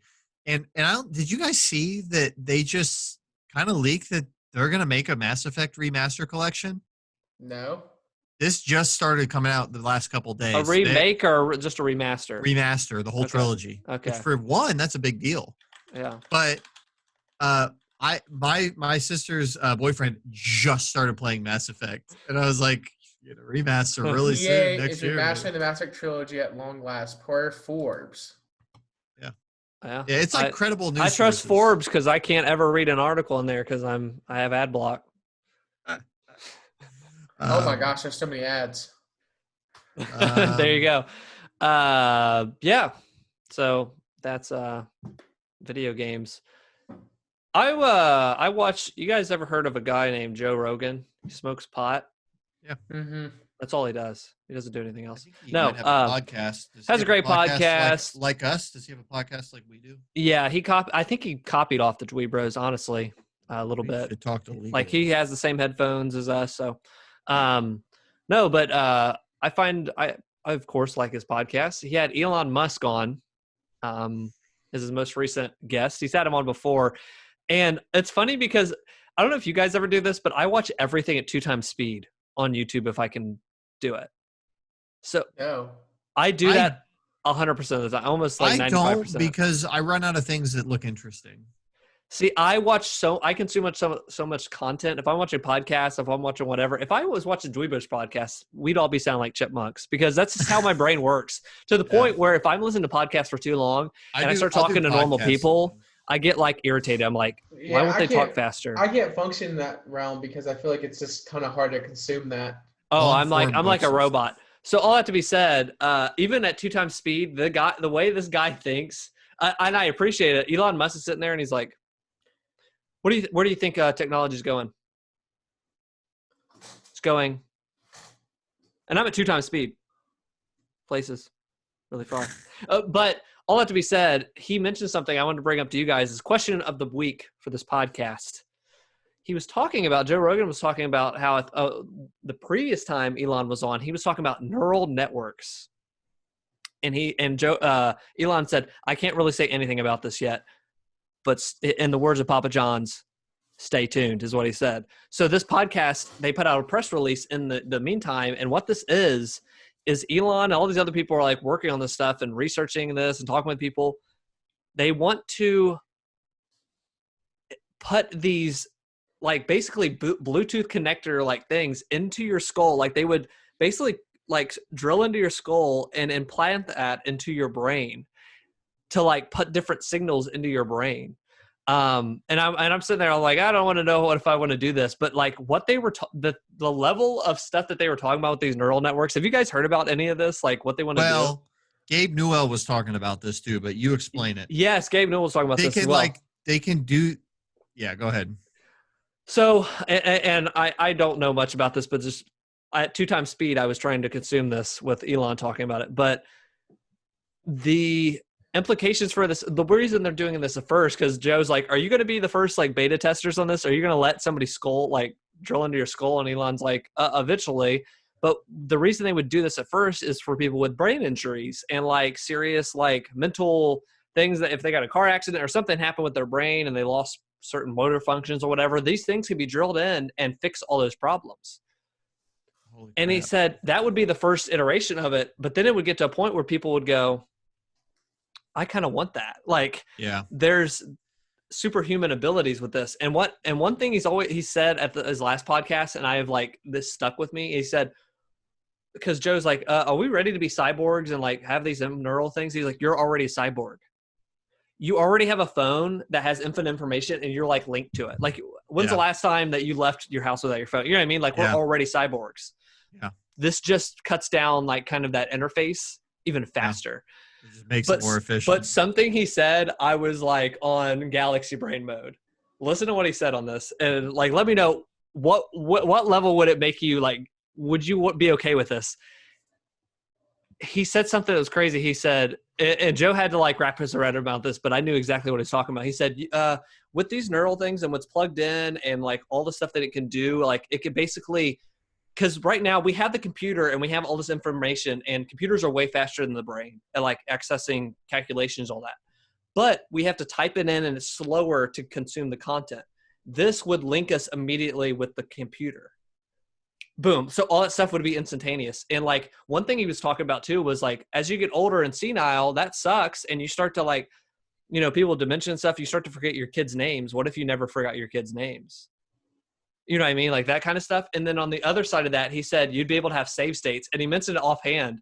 And Joe's like, what's that mean? And he was like, save states. You know, like in a video game, you can load up your states.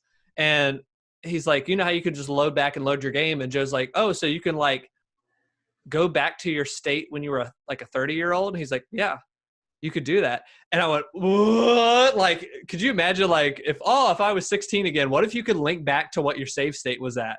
Mentally. You know what I mean? Mentally.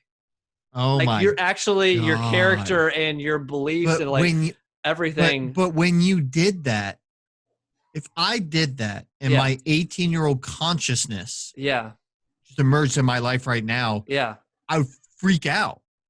I mean, not like anything's bad, but like, what's going to happen? I wouldn't even know if I had my memories all the way up until that point. Yeah. But I guess if you lived in a world where you knew that technology was available and it was capturing that, then you were aware it was possible. Yeah. So it wouldn't freak you out as much. Maybe. I don't know. That like all these are really crazy unknowns. And it was really funny. He said, how far off do you think this is? And he said, we're still a little ways. He said, if you had to give me a number, give me a number. Joe said that. And Elon thought for a long time. And he's sitting there and he said, 5 to 10 years. And Joe's like, that's soon. Like, are you kidding me? That's what Gabe Newell was saying. Gabe Newell, they were asking him about the VR and the future of VR. And Gabe was like, honestly, like, this is interesting to me in a deeper level than games. Yeah. And this is like games and life are coming more together than people realize. And he was talking about neural networks. And he was like, what's interesting is it's not like it's all hard. He's like, we're actually finding some of this stuff. It's very easy to hook into someone's brain theoretically and make them see something. Yeah. He said it's hard to make them feel cold. Yeah. But it's easy to make them see something. Yeah. He was like, we will be making people see things way sooner than people think. Yeah. But it's the things that people think are hard or easy sometimes, and the things that people don't even think about are hard. Yeah. And I was like, and Gabe Newell is not like some like weird, crazy, like this dude pretty much just like thinks of things and makes them. That's what he does. Yeah. That's what he's always done. And I was like, him and Elon Musk and all this, like, I've always said that people talk about AI like it's going to be something that's separate from us. And I've always said, by the time AI is a thing, it'll already be in us. Yeah. Like by the time it's self-thinking, like I believe our brains are going to be the AI. It's the machines and stuff that are going to, like, we're going to meld with them. Yeah. We're getting like, close when to we're like growing together. up, our parents were like, and grandparents were weird about tattoos. Yeah. We're going to be weird because our kids are going to be like, I want to replace my arm. Yeah. And we're going to be like, why would you do that? Like, you only get one arm. Don't do that. Why would you do that to your arm?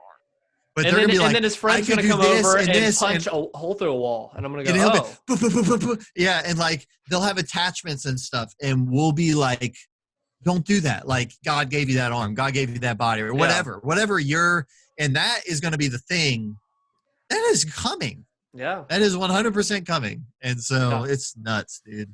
It's just funny because like what we're about to enter into in the 2020s is like AR stuff. Like I'm excited for that. Like the glasses and stuff. Like that's what they'll do because the early adopters will be able to see things visually. Yeah. And they'll be able to, well, they don't have to think. I'm still referencing like moving a device.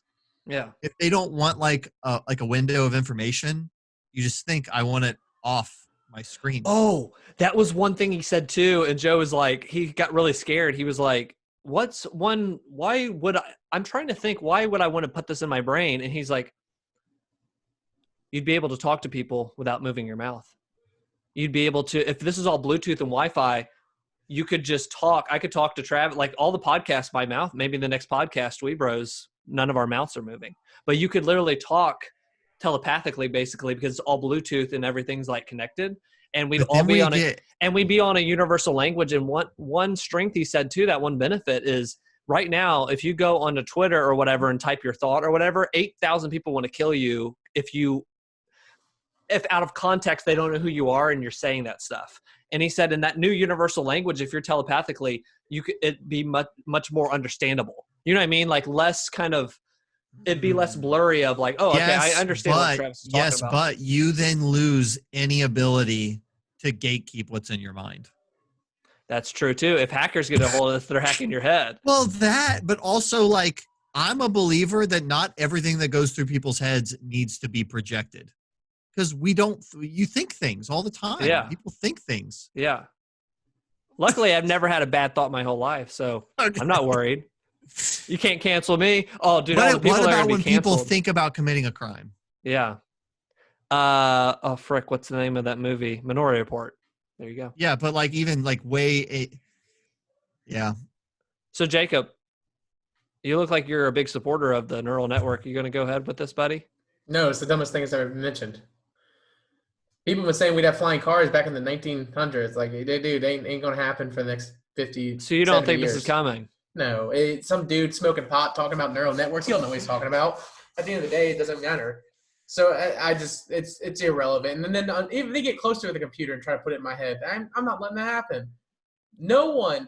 It's first things first. Like, the part of self-consciousness, like computers get hacked all the time. Why don't I put any kind of wireless networking into? See, that's the scariest thing. If you hack my computer, shame on you. Hack my brain, shame on me. I think at that point. But then on top of that, like we're talking about messing with people's neural functions. So then you mentioned the idea of like Alzheimer's, all that kind of people who already have neural issues. Yeah. Someone hacks into that and then takes control over that person's functions and thoughts and scams the mess out of them. I'm picturing like an army of old people, like they got hacked and they're like zombies at that point. Like they're moving forward. At the end of the day, I think computers are awesome.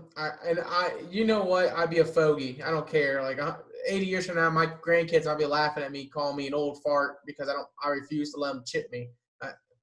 It might be like that. I don't know. But here's what I know. You're now basically what our parents were, that generation of like. Honestly, I might be, but that's fine. Smartphones are rotting your brain, and now you're going to be saying those neural networks, you're a Bluetooth in your head is rotting your brain. Literally. I'm a big fan of technology. I'm not a big fan of imposing on people's free will. If any way, type, or form this ever is, which I don't think it will be, and if it is, shame on them. Shame on them. And 2, opening up people to more potential harm than good. Yes, can you affect Alzheimer's? Yes, can you do this? Yeah, cool. Is any type of network ever unprotected? No. Things get hacked into, things get messed with all the time. I don't care how password encrypted you are. Jacob, I think that the only thing that's tricky there is that statement of opening people up to more harm than good. I think the problem with that is this isn't like a simple like thing to evaluate. It's a paradigm shift. Before the internet existed, I bet there were people that thought, oh, this is cool. I could put my cookbook online, right? But then someone probably talked to them about all the things that could happen, the good and the bad. And they probably said something similar to you of like, I don't want this if it could cause more good than bad. And the reality is it's going to happen, and it will be a paradigm shift. It will bring a whole lot of amazing stuff, and there will be a lot of awful stuff that comes out of it too. But it's a paradigm shift. It's not moral, good or bad. It's going to bring both. It just is. It could be. Hopefully, I'm dead by then. That's all I can really say. So check out Ghost in the Shell as well. Check out Cyberpunk. Oh yeah, all those games. You know, I just again I discredit. On top of that, I don't hold a lot of weight to Elon Musk and anything he says, so it's fine. We'll move on.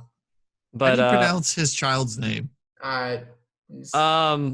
X cross something A12. I feel terrible. I feel terrible I feel terrible, but I don't feel terrible because that kid's also filthy rich. But yeah, don't feel bad for that kid. Yeah, like that kid will go by X and he wasn't able to name billionaire. They weren't able to even name him that. They weren't something in the law. I think that was just a joke. And I think it was a joke too, but because someone said, "Oh, blah blah blah, what's his name?" and he said Zaya on Twitter. Yeah. I think they're going with it. Yeah. They're also saying they're selling all their stock and they're selling everything they have. And that's what I'm saying. The dude does more drugs than you realize. I think he knows watching him on these interviews, I think he knows the power of celebrity and everybody like watching every single word you say. And I think he's toying with that a little bit. Like for him to say some of the stuff he says, he really is selling his like homes and stuff. And he had like good points on the podcast, like, cause he said, I'm selling all my possessions on Twitter. But he was like, I'm not even in this. I mean, what? That's great, but like, keyword selling, like, yeah, he's making money. I mean, like, what's his home worth? Like billions of dollars. Like, I mean, he was like, it's good. I mean, it's awesome, but like, he didn't say I'm giving my house away. He said I'm selling my house. I mean, I'm going to sell my computer. Would you guys be like, oh, that's awesome if Travis, he sold his computer? Yeah. No, he made $1,200. Like, it doesn't mean anything. Yeah, but. Check out that Joe Rogan, Elon Musk. Let us know, are you getting the new iPhone plugged into your brain? I might if the specs are good and if the gigaflops are great. Here's the question. What kind of exclusives are going to be on the brain seed? Yeah. No. Okay, the next Metal Gear is only in the brain seed. Yeah, that's the thing. Kojima will be adopting this stuff. You know what's going to suck? The next Resident Evil that's plugged in. Bye. Family. If you get hacked, it immediately starts the Resident Evil program. What if they had the ability to like put a Resident Evil filter into your house and it could like scan your geometry through your eyes and put Resident Evil like and worms crawling out of your ceilings and stuff? That's how your neighbor ends up getting shot. That's how your neighbor ends up getting shot. Well, that was fun. I want to go to more light discussion. Can we go light, a little bit lighter and a little bit more cheerful, please? Yeah. Sure, try. Waco, the new series on Netflix. City? Oh. About the Waco Siege. It was a 6-part miniseries. What are you gonna say, Jacob? I haven't watched TV in 5 months. Wow. Not even Scrubs? No, I actually said that the actor who played Ted passed away. I was like, I want to rewatch Scrubs. Haven't done it. I've been watching YouTube. My wife has been watching quick Scrubs before we get into Waco. My wife has been watching Scrubs because there was a podcast she was listening to with Pam and that other girl from Office are doing a podcast where they're going back and rewatching all the old episodes and giving behind the scenes. I think it's really cool. And the people from Scrubs started doing that as well. And she said she sent that to you. Yeah, she did. So, I loved it. So she's been listening to that. It's been really like I've just heard stuff here and there around the house. It's a great time. You should watch it. Yeah. Waco. They did a 6-part miniseries on Netflix. This was it was a dramatization of what happened, and it's based on one of the survivors like that got out of this. So if anybody's not heard of the Waco Siege, there was these people, the Branch Davidians is what they were called. David Koresh was their leader.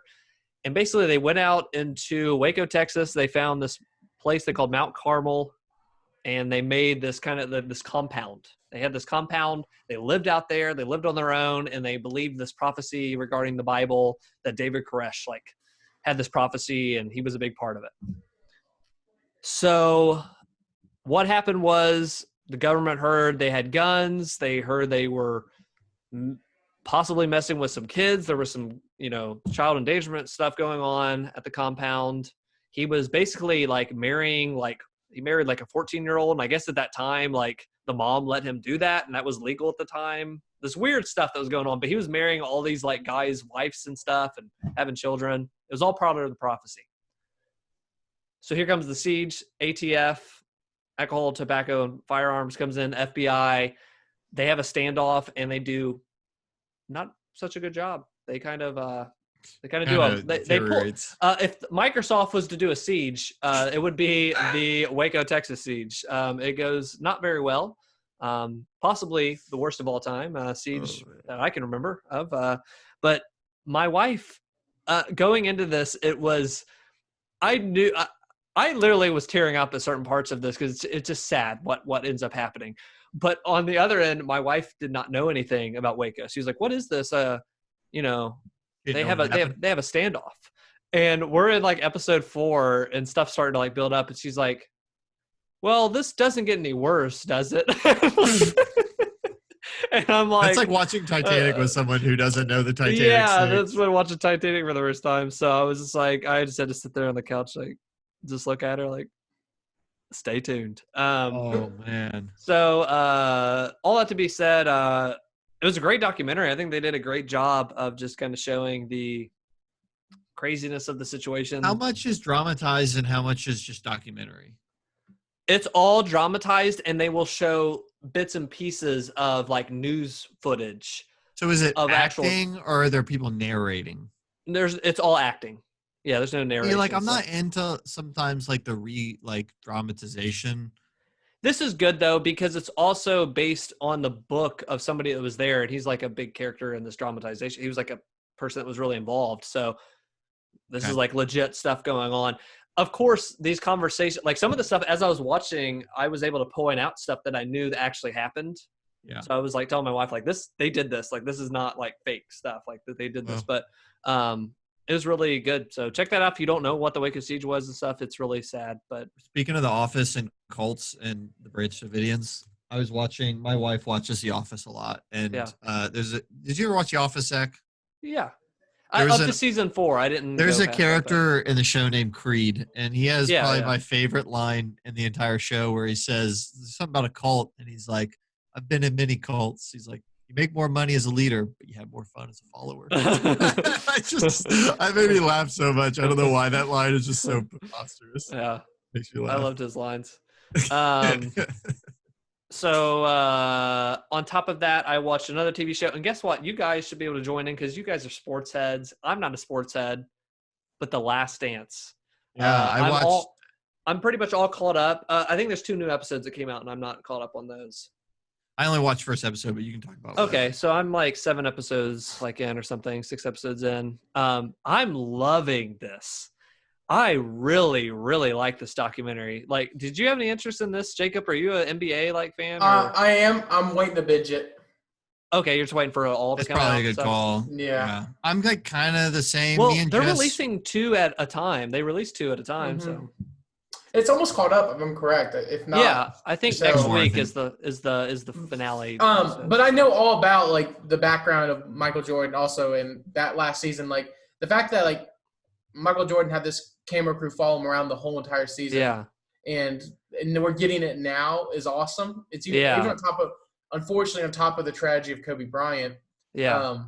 I heard on one of the recent ones they got a lot into Michael's relationship with Kobe. Well, they had what's awesome. I think that's where I'm at. The episode coming up is they had a lot of film with him and stuff like that. But also the mentality that Michael Jordan and Kobe Bryant both shared, because Kobe grew up didn't grow up watching Michael Jordan, but he studied Michael Jordan, and that mentality, that Mamba mentality. Yeah, there was this was filmed before Kobe passed away. Yes, and he has a part in this documentary where he says people are like, "Yeah, do you think you're better than Michael Jordan and stuff?" And he said, "There is no Kobe Bryant without Michael Jordan." Like he was like, "I don't think you understand. He taught me everything." Yep. And there was something awesome. Michael Jordan pulled him aside one time, or he had a question about something on the court or something and whatever. And he was just talking with Michael. And Michael said, like gave him his number or did something. It's like, if you need anything, just call me and I can help you out with the game and stuff. Like that is a legit. I was talking with my dad recently about that, and he said there are some people in this life that, because he was showing me how to do something, or my grandpa always shows me how to do stuff, and he said there's people that I have interacted with. He was telling me this. He was like, that don't want to share their secrets, that don't want to share, their expertise. And he's like, and I think that's always awesome. That always stuck with me. So seeing Michael Jordan do that, it's like, I think that shows somebody that is so secure in their abilities that they will be willing to share their expertise and stuff. And I've always tried to do that too with my stuff that I do and video stuff. Cause it's like, I'm secure in what I'm doing and where I'm going. I can teach somebody else this and see what they do with that expertise or do with that knowledge and stuff. And Kobe took it and actually made something of himself with that. So that mindset's important. And even being in Michael Jordan's shoes and knowing that, hey, you are the best, and being told you're the best and will be the best for a long, long time. What else do you have to lose? And I think it's important. It only benefits the game that you love, to invest yourself into somebody else. And you saw that Kobe Bryant elevated the game. Kobe Bryant elevated the game and did the same thing Kobe Bryant, that Michael Jordan did a three-peat. And that's the thing that's like, man. Yeah. And what does Kobe do? That's one of the coolest things about sports. And Zach, I know you don't watch a ton of sports live, but when you see the great players that are in their great prime, it is just there's nothing else like it. Trying to track it. Watching this guy play, Tom Brady, Peyton Manning, Drew Brees, Peyton Manning, But even now watching LeBron in his career, and now you're you have people who are sit there and say man, I saw Michael Jordan when he was in his prime, and this is nothing compared to that. And I'm like, dude, this is our MJ. This is our shining Michael Jordan. The only difference is LeBron is going around doing it team to team, and Michael Jordan stayed on the Bulls and played some baseball on the side. All that to be said, I'm getting audible reactions watching Michael Jordan play, certain moves and stuff. I'm like, oh gosh, he pops off the screen. Beautiful spin jumper, absolutely insane. You're just seeing crazy, and then fake throws, the craziest fake throws I've ever seen, that man, faking people out and stuff. He played the guard position, and in basketball, the guard position is kind of known as the smaller player. He's kind of the agile one. He would bully people on that court to get to the rim, and that's a huge, LeBron James does that because he's a bigger man. LeBron could go play tight end in the NFL. He's a forward, right? Yeah, he's a forward. He's a small forward. He plays small forward and power forward. But here's the crazy thing. LeBron is so agile and so athletic, he plays point guard at times to time. Those are the people who run up and down the court and runs the offense. Yeah. And for Michael Jordan, being the type of person he is one of the most creative shot makers in the history of the NBA. It was unbelievable, some of the stuff that they've shown. Yeah, because, it's insane. It's insane. On top of all of that, the part that also, draws me in about this is – for one, growing up in elementary school, I knew Michael Jordan was Michael Jordan and stuff. I loved the Bulls and stuff back then, and it was just cool to me as a kid. And I wasn't into NBA and basketball all that much, but his mentality, I love that mentality where people are yeah, you can't do that or whatever. He's okay, and he goes into Goku mode. He goes Super Saiyan, and he's nah, I'm gonna do it. I'm gonna he's so overly competitive and so crazy. He always I just love that. Think about now the Bengals got a guy like that with Joe Burrow. Do they have Joe Burrow like that? Okay. Joe Burrow is gonna be. This is the Scottie Pippen, Horace Grant, Dennis Rodman, Stephen Kerr team, right? Yes, and that's what's cool too. I didn't know Scottie Pippen and Stephen Kerr and Horace Grant. They've talked a lot about Dennis Rodman and Scottie Pippen. And seeing that, I was telling Travis, it was kind of like an RPG, Cloud and Tifa and Iris. I feel Zach finally understood what is so fun about sports. I had a galaxy brain moment. When you get a good team, it's like an RPG. You nailed it. Where they all have different roles, like a tank, and it's sports finally made sense to me. It clicked for me the first time in my life. They all have a different role, and when it comes together perfectly, it is beautiful. Especially when you've been rooting for the team for years and it never works out, and then it finally works out, and they go on a run, and it's we're rushing through all the bosses. We're gonna get to the end. You look at that. It's when you finally have a good run in a what do you call it, a roguelike. It's like everything worked out perfect. Yeah. But it's been a great, I highly recommend that for people that don't even like basketball, because this guy was the best. Like, this guy was like, it was funny. Some of the people that like the quotes out of this are like, I thought I was playing a basketball player. I didn't know God. Like, I feel like God showed up on the, like I was playing against him and he showed up a little bit. Like, you know what's really, really awesome is like, so Horace Grant, that player is really honestly insignificant. And the reason I say that is because my man played 17 seasons, all right? And I had to pull up to make sure I was right. He averaged over the course of his career 4 points a game. Yeah. That's it.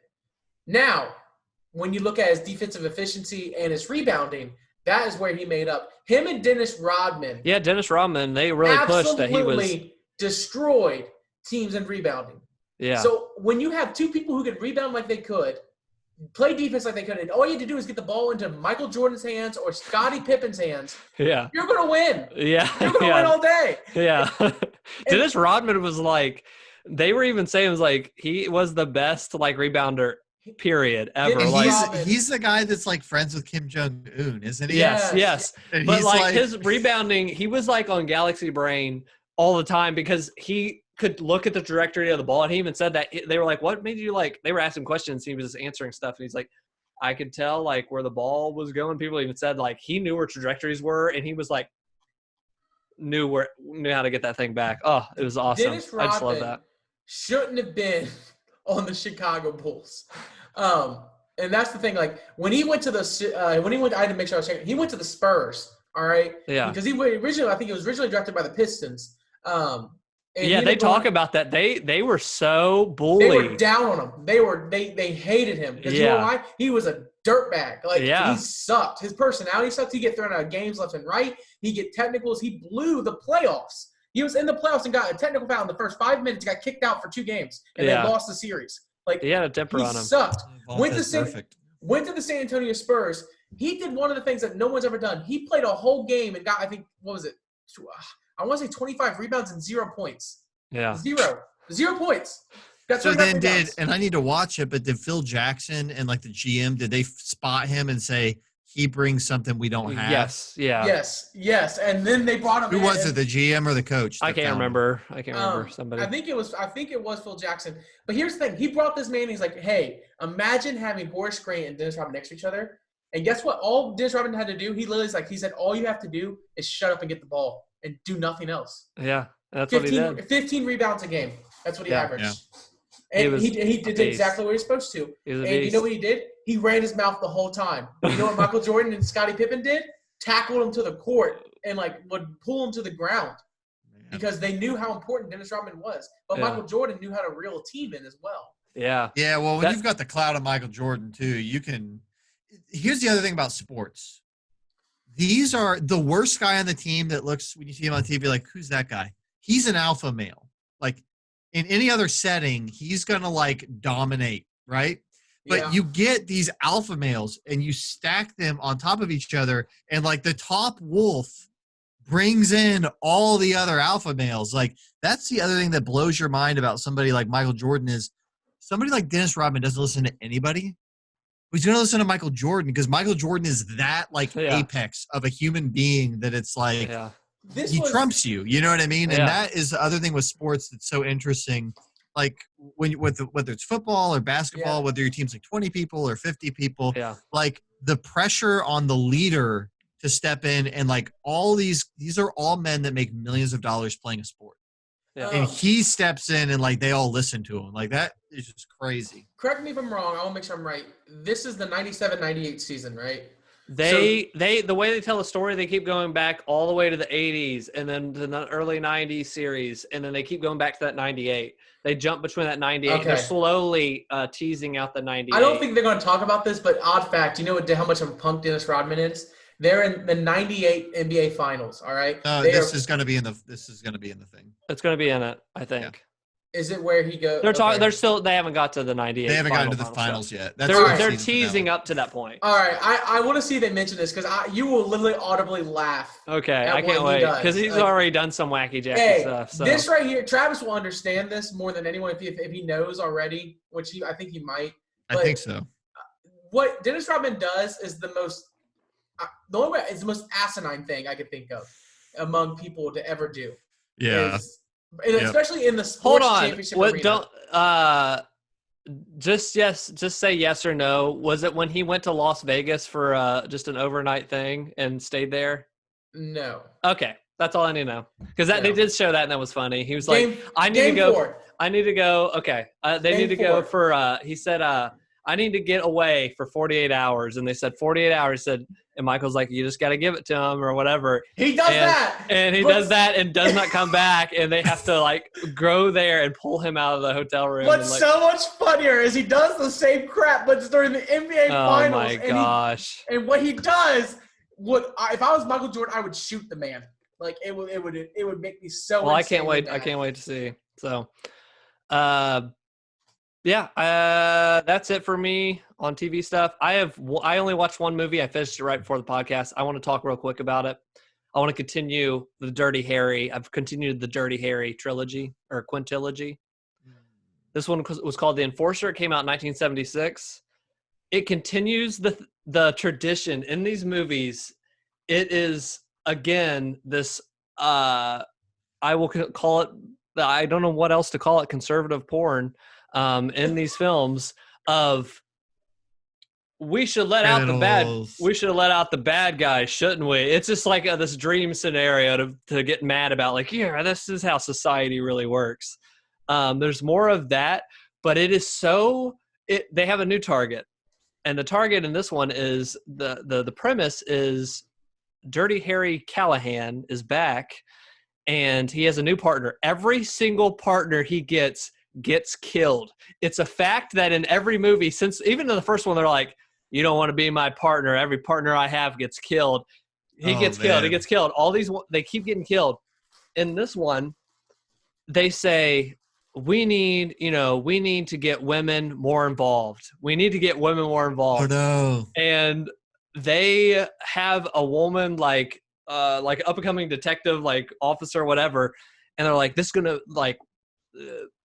he gets in trouble for something. He does this movie starts. I have to explain this. He pulls up, he gets a call there's a hostage situation. And he pulls up to this hostage situation. What's going on here? Okay, they have a woman at gunpoint, and they're like, I want a car right now. And this criminal, and there's 4 of them, and they're this robber in the store and stuff. It's like, I need a car right now. I'm gonna kill her. And Clint Eastwood is looking cool like he does every single movie, and he's like, all right, let me talk to him. They're like, you're gonna go in there with no help, whatever. And he's like, let me go talk to him. And he puts his gun down, shows him he puts his gun down, and just waltzes up there. They get him down. They frisk him. He's like, he's clean. And they're like, I want a car right now. I'm going to blow her head off, or I'm going to blow it over here and whatever. And he's like, all right, guys, why don't you just chill out? He just says something cool like, it's no biggie or whatever. And he's like, I want a car, and I want a car to the airport and all this money. So he walks out. He goes back, and he's like, what they demand? He's like, a car. What are you going to do? I'm going to give it to him. And he's already in the car, and he goes up and floors it, does a donut in front of the shop, and the guy still has the woman at gunpoint. And Clint Eastwood drives the car into the store, the entire car in a hostage situation, drives and goes into the store, takes out some guys, jumps out of the car, shoots 4 of them dead, and that's what he gets in trouble for. That's how this movie starts. Is they're like, we're taking out your privileges. They were they added up all the bills. You costed it. It's $30,000 in damages. He does GTA level stuff. That's awesome. That's how he gets introduced. He's like, hey, if you don't want to know spoilers for The Enforcer, I'm going to spoil some stuff here. He meets this woman, and immediately he's dunking on this woman because he's like, why am I taking her? And they're like, I know all women. You probably think all women belong in the kitchen, huh? Or at home, don't you, Harry? And he's like, tell me this. Do you know this? And starts dunking on this woman. She's like, well, I don't know. I don't know. Doesn't know any of the answers to these questions, and starts dunking on her. Eventually, he finds out a scene or two after that. It's like, this is your new partner. and partners that woman with Clint Eastwood's character. So the movie goes on. They keep pressing in on that. I respect the movie and also was laughing at the same time. Whereas movies made nowadays, here's the thing. A woman can do anything like a guy can. Like, I believe that, like, we're not any social, I'm not going into any social whatever about this, like all these issues, but movies now are like, the woman grabs like the weakest boy or the weakest guy and like helps him along. You know what I mean? Like that's almost become a trope, like an extremely overly strong woman. This movie starts and this woman is so weak and doesn't know what she's doing to the point where you're almost like, oh God, they're like dunking on this woman and she's like so goofy and doesn't know this. It's like a movie out of a completely different time. Yes. And I respected it because they brought it back around. Like she actually ended up helping and whatever else. There's a weird ending, but with her, but there's a part when they're showing like they're going against these bad guys that are like in the movie and they're like, they're using these rockets and they do training with these rockets and Clint Eastwood's there watching and the guy's about to shoot and the woman's right behind the rocket, like behind it. And it shoots something out the back, like when it pops out the front or whatever. And he just grabs her and moves her over because like she was right in back of that thing. Like those kind of things where it's like, they do not give, any like expertise to this woman. They would never do it now. Yeah. That being said, she does help out in the end, and he ends up like she helps with like getting stuff for him and stuff, and like ends up saving the day or whatever, like through this movie. But I was like, they would never do that now. They would make her just extremely strong. But I think there's something to be said. Like you could still be a weak woman that has a character development of like helping out and like, dealing with this world. It's like nowadays, you're likely not going to even get a character of that type. Yeah. I think the same thing a lot of times, like when you watch movies that have like soldiers, there's always like the really tough, like girl soldier, woman soldier. Yeah. That like, they never show like any other type. It's like, if we show a woman, they have to be super tough. Yeah. They have to be like that macho kind of girl. And that's cool. Like, but it's so often in the movies that like, it like Anna Lucia, the girl that plays Anna Lucia in Lost. Yeah, it's always in, like, mean. Avatar, it's always her, and she's always like mean and strong. She's always Ramirez, and she's always mean and strong, and she gives the other guy shit, and like, she's chewing dip, and it's like, but then like you go and watch Alien, and it's like Ripley's just like a woman, like she's not buff, she's not girly, but she's not like manly. She's just like a woman, and she's just not strong, but she's smart and she gets out, And like, James Cameron came out and basically said that recently. He was like, for whatever reason, people don't look at like Sarah Connor in the original Terminator, and the second Terminator, she goes a little more, like macho, but like Sarah Connor in the original Terminator or like Alien Ripley, like for some reason, like those awesome examples are forgotten and they're acting like they never happened. And now it's this attitude of like, I'm all for whatever, like make them however the artist wants to make them. But like, there's a whole range by which you can portray it's people. Become a bit tropey is all I'm saying. It is. And Westworld, I will take it back. Westworld does this one good. They start out a character pretty weak and then a woman character, and it's like, does not end up. Did a good job. Annihilation did a good job with this. Yeah. And it was an all-female cast, which is part of why. But they showed all different types of women who were in this kind of soldier program, like so women can be weak. There's good stuff. Men can be weak in the thing, but like I felt like people just auto the women to strong, and it's like you could start out weak. It's like in D&D. It's like, oh, I've got this dwarf and he's from the mines. Oh, I've got this elf and they're from the forest. And they're, they don't like other races. It's like that when they're writing women. It's like they're strong and they're tough and they're spunky, and it's like, I mean. Sure, but like I see it a lot. Absolutely. So I've got 2 more movies left. I'll be back soon to fill you guys in, so you don't got to watch this if you don't want to. Last spoiler alert: she gets shot in the chest on Alcatraz Island. That's where they find out the hideout's at, and she just dies. And I'm like, "There's another partner dead." Every partner really does die. Like they tell you at the beginning, every partner I have dies, and another one gets shot. So now, did you ever really watch James Bond movies? 1 or 2. I can't really. Man, there's some. You need to. You're a big film guy. I do need to sit down and watch through some of them. You need to go through some of those. So yeah, that's it for movie stuff and whatever. They have similar stuff. Well, I think that's a podcast. Yeah. Hope you guys have enjoyed. Next week we'll be on the neural network. You'll have to drill a device into your skull. That being said, this is my final podcast with the DweeBros. Wow. Since I'm not doing neural networks. My Wow. dog. You think you know people. My dog will be standing in my place. Come here, Coco. She's getting the neural network. We'll be able to talk to her. Dude, you might be able to talk to your pets with this neural network stuff, you know? Here, come let the people know. What? That's the whole can of worms. I don't understand how there's an assumption that we'll have a universal language out of this. Elon said it. So he made the that's, Tesla. I think that's a stretch because our thoughts are in English. Coco doesn't want to come up here. I don't know. I'm just believing him. Can we give a COVID update real fast? How much longer will we be doing these Zoom updates? That's a good question. Future.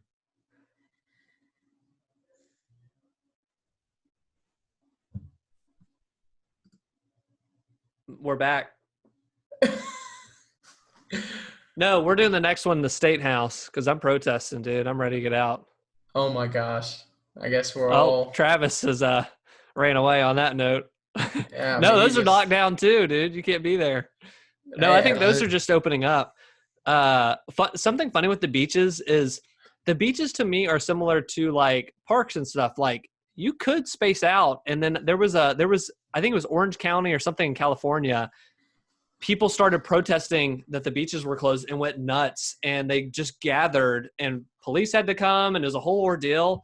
And I think they started opening up some of the beaches, and they didn't open up that one where people protested. It was like, if you're just smart, like, you know what I mean? Like, you can have. Yeah. It's one thing to be like pissed off about this virus still. Hey, I get that, but but be smart. Like, if you're like still cramped in, you're like. Here's the thing, though. There's a lot of I'm with you 100%. I think people in Florida or wherever. Like, don't protest the virus. Like, the virus is still out there. Like, be chill. Like, protest the government and do all. I want you to do all that. Yeah. One complaint I have, though, is that some of the pictures I've seen of the beaches, they take them like standing here, looking down the beach. And it doesn't take a degree in photography to understand that just compresses everybody visually. Yeah. That doesn't mean that they're standing right next to each other, even though they look like they are. Yeah. So I've seen some people sharing these pictures of like, look at this beach, look at all these. You see people running, you see people walking, and I'm like, I mean, if you understand how photography works, they could all be relatively spread out. Like, I don't know. There's not a lick of COVID-19 here in Minecraft world, boys. Just diamonds and creepers. Diamonds and creepers. But you know what? I'd rather have that C instead of the other C. What's the other C? What's the other C? COVID. Oh, yeah. What you think it was? Well, thank you for joining in. I feel like next week is going to be another Zoom call. Unfortunately, Jacob, I'm sorry to give you that update, but no, I'm not. I just want to make sure we're on the same page. I think we are on the same page, but stay tuned. Yeah, that's what beaches look like right now. This is the new normal. When do I get my new neural arm? Dude, are you already getting ready? Oh, dang it. No. Hollywood magic failed me. Yeah, okay, hold on. If they made adjustments to your ears to where you didn't have to wear any headphones ever, and would you do that? Music play? No, I'm done. I would do the ear thing. Come on. What is that? Jacob, why not? Jacob, you're a loser. Cut your ears off. I would do the ear thing. Dude, oh my gosh. Wow, people did that for gauges and dude, they didn't even he's socially distanced. Wow.